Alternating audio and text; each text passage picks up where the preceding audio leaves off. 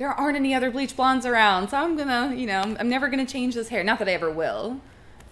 I am Cherie Blondell, and I'm a burlesque performer, producer, and instructor, and I'm also a pinup model, a hair and makeup artist for Columbus Pinup Studio. I wear a lot of hats.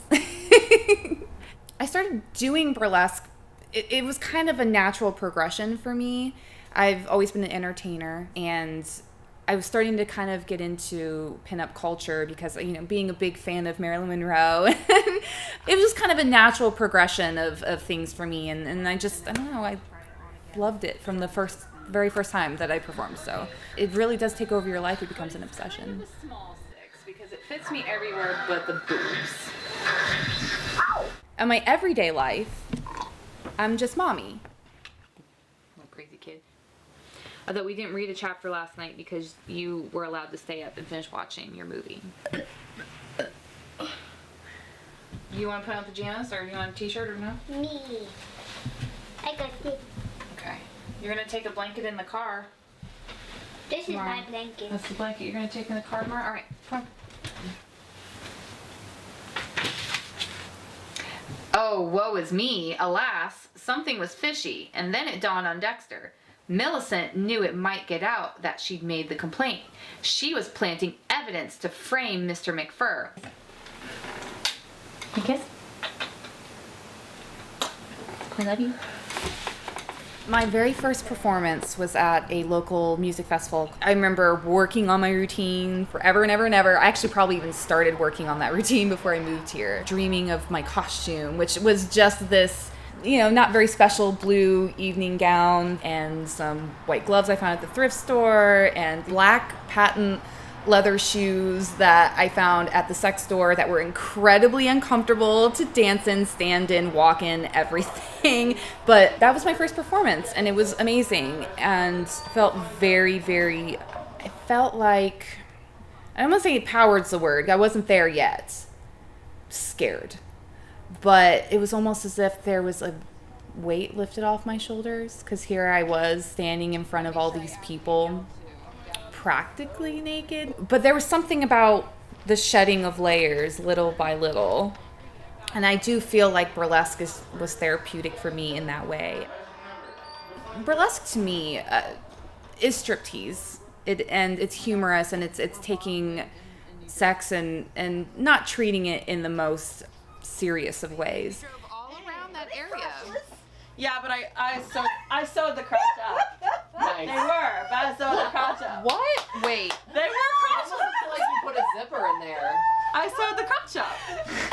Because I bought them. Panties have labia. The definition of burlesque is, parody or a farce. So that's what it is. If I'm on stage in an evening gown and a corseted waist and, long gloves and everything, well, that is very sexy, and but that's like almost like an over exaggeration of like feminine glamour, especially when you have all this makeup on, eyelashes and hair teased to Jesus, and it's a very over the top version of femininity. So in a way, it's kind of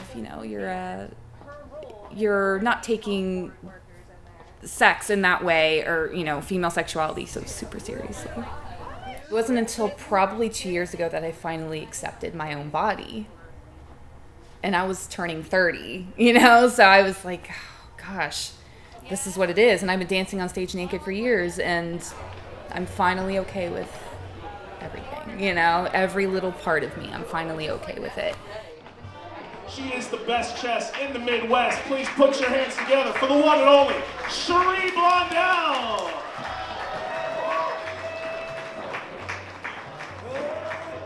Burlesque is feminism.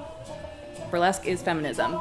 That's all I need to say about it, really. But when you're on stage as a woman in society nowadays, and you're like me, and you have some stretch marks from your pregnancy, which I only got the last 2 weeks I was pregnant, I was like, kid, you couldn't have just left me without a scar, right? But I have them here. So I was covering up makeup for a while, and after a while I was like, that's stupid. I don't care if I have these. I don't care if you care that I have them. Like, they're there, whatever. You are basically saying, I may not have the standard of beauty, whatever that is. But you know what? I'm up here. You're not. And you have to look at me. And that is very, very, very empowering. That's a strong statement for a woman to make.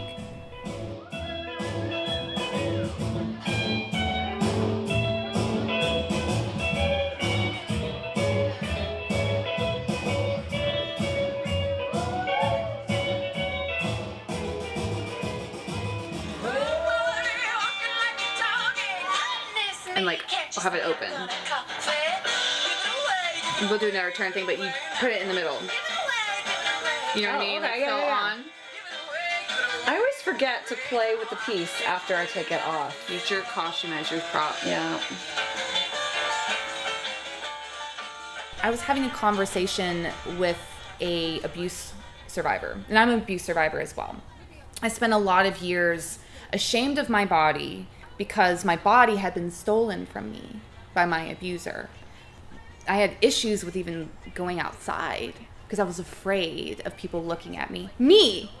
But a decade ago, I was the girl who, if I had groceries, I loaded them all up on my arm and I ran up the 3 flights of stairs to my apartment and dropped everything and slammed the door behind me and locked all 3 of the locks.